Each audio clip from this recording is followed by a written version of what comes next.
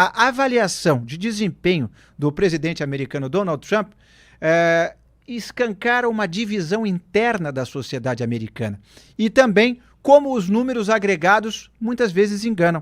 Em abril de 2025, pesquisas dos institutos Pew Research Center, Gallup, Marist, Reuters, Ipsos e YouGov apontaram taxas de aprovação entre 40% e 45%. São números considerados baixos por muitos, mas que esconderiam uma realidade mais complexa. Trump continua popular entre os segmentos decisivos do eleitorado, ao mesmo tempo em que enfrenta a rejeição acentuada em outros. Eleitores brancos seguem sendo a sua base mais fiel. Neste grupo, a aprovação ultrapassa os 50%. Já entre os negros, o apoio desce a 14%.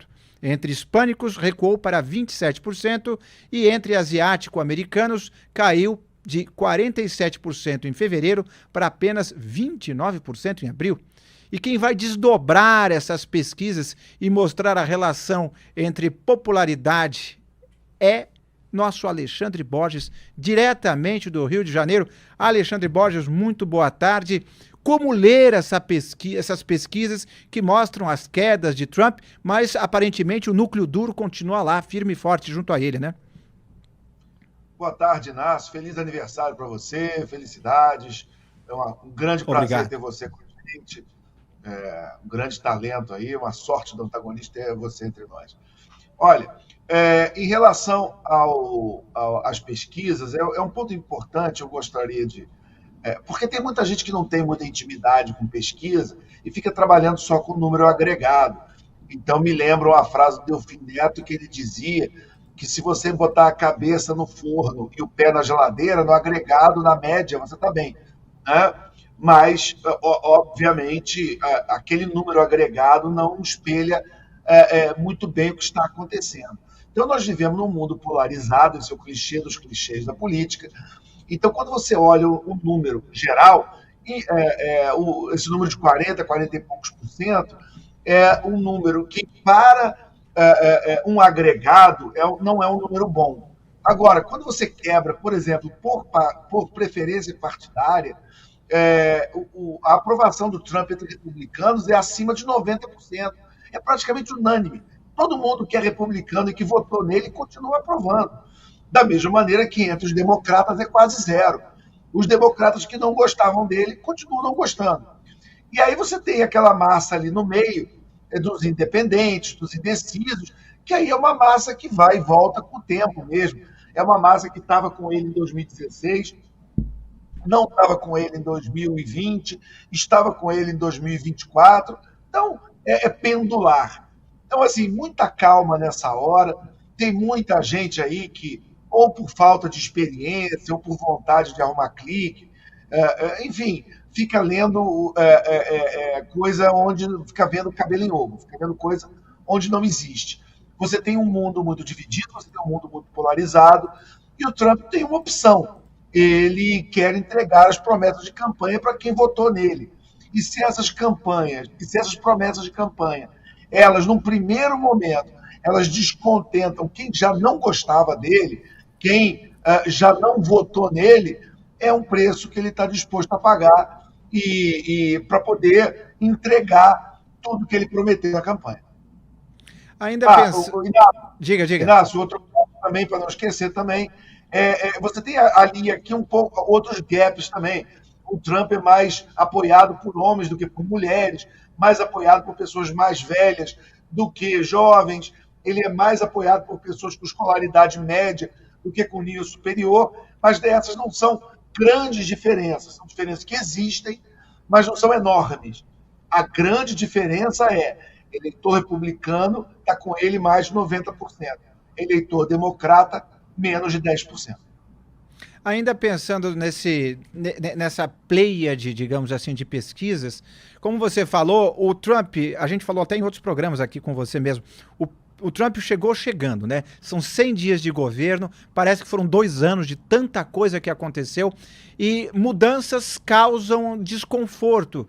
Você crê que conforme o tempo passar, é uma pergunta capciosa, as metas dele, sobretudo econômicas, vão ser entregues, ou ao contrário, você acha que ele foi com muita sede ao pote e não vai ser entregue toda essa bonança que ele promete, e com isso a popularidade dele talvez não se recupere como ele mesmo gostaria?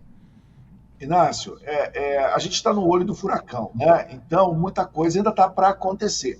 E eu não tenho bola de cristal, eu tenho leituras de cenário, né? Que faz parte do meu trabalho, mas eu não vou cravar o que vai acontecer.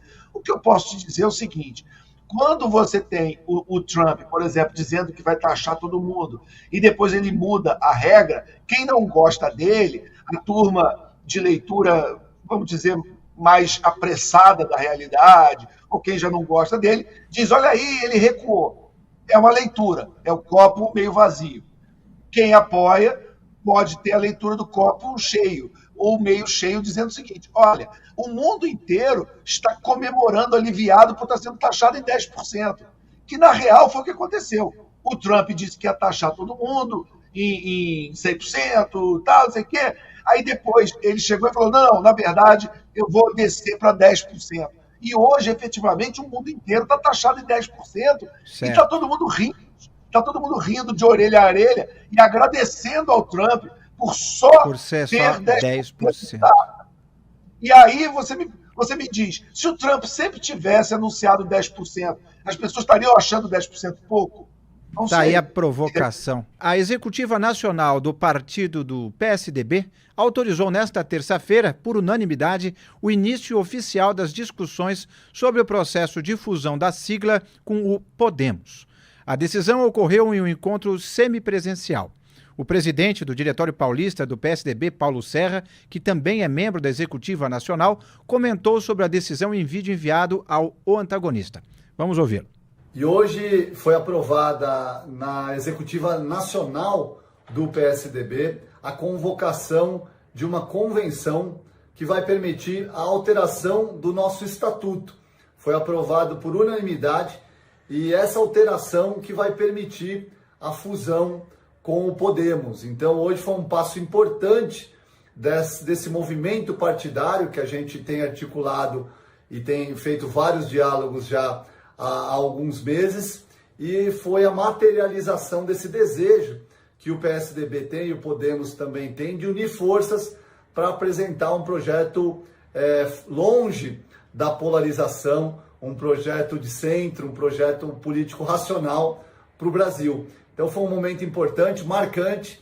Aqueles que apostaram no fim do PSDB, hoje testemunham um renascimento, um novo início, com mais musculatura política e com o mesmo conteúdo de sempre, de formuladores de políticas públicas, de pensadores, de acadêmicos, que o PSDB tem na sua história e no seu DNA. E agora, a partir de hoje, materializado com essa soma de quadros, de esforços, de bancadas, com o Podemos, que tem essa mesma disposição e que tenho certeza essa união vai trazer um protagonismo importante para essas forças partidárias, não só nos estados para a eleição do ano que vem, mas também para o Brasil. A gente está muito feliz e vamos agora, no início de junho, fazer essa convenção para dar o próximo passo em busca desse movimento político partidário muito importante. Um abraço. Guilherme, e qual é o próximo passo, como ele mesmo mencionou, para que saia essa fusão? É só realmente essa convenção que o Paulo Serra mencionou, ou tem todo um outro trâmite até, de fato, sair um partido novo? Ou um novo partido para não ter confusão? De fato. Tem essa convenção, né, já agendada então pelo PSDB, o próprio Podemos também agora tem que avançar ali internamente com essa discussão, deve avançar de fato, né, a Renata Abreu, presidente do Podemos, já tem demonstrado interesse realmente que essa fusão vá adiante. Ontem mesmo ela se manifestou sobre a decisão do PSDB de seguir aí com a discussão, dizendo que recebe muito positivamente, que está empenhada em concretizar essa fusão do Podemos com o PSDB, enfim, mas o Podemos também precisa tomar de forma oficial, né, fazer um anúncio oficial de que vai fazer essa fusão. Além disso, os dois partidos precisam construir um estatuto, né, do novo partido que vai ser criado a partir da fusão, pedir o registro no próprio Tribunal Superior Eleitoral E ali, claro, também decidir aqueles outros detalhes que a gente até falou na semana passada, a partir da entrevista do presidente nacional do PSDB, Marconi Perillo, que seria o nome do partido, o número, o mascote, enfim, são detalhes que ainda precisam também ser definidos. Então são esses passos, acho que, como eu falei, deve ser avançado. O próprio Marconi Perillo falou na semana passada que não havia mais nenhum obstáculo, né, para que se avançasse com essa fusão, que vinha conversando com a Renata Abreu, que tem a pretensão, inclusive, de, pelo novo partido, lançar um candidato a presidente da República no ano que vem, que seria o governador do Rio Grande do Sul, Eduardo Leite, apesar aí de indicativos de que o Eduardo Leite estava querendo sair do partido. Enfim, acho que de fato vai ser concretizado, tem aí os próximos passos, deve demorar mais alguns meses, mas vai sim sair do papel essa fusão, Inácio. Muito bem. Rodolfo Borges, essa fusão interessa e é muito mais importante para o PSDB do que para o Podemos, não é? Porque o PSDB é esse partido que já governou o Brasil.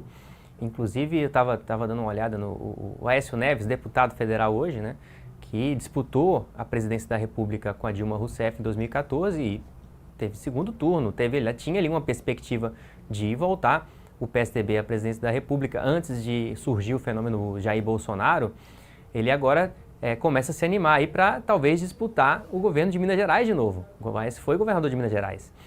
E realmente, assim, a gente vê a partir dessa fusão essa perspectiva que o PSDB não tinha até agora e que agora, pelo menos no discurso, começa a se animar. Vamos lembrar que o Aécio Neves foi dos tucanos e eles vão mudar de mascote, né? O Guilherme já falou que eles estão... O Marconi Perillo falou que eles vão aí escolher outro mascote. Foi o tucano o maior atingido pela Operação Lava Jato. E desde então caiu em desgraça.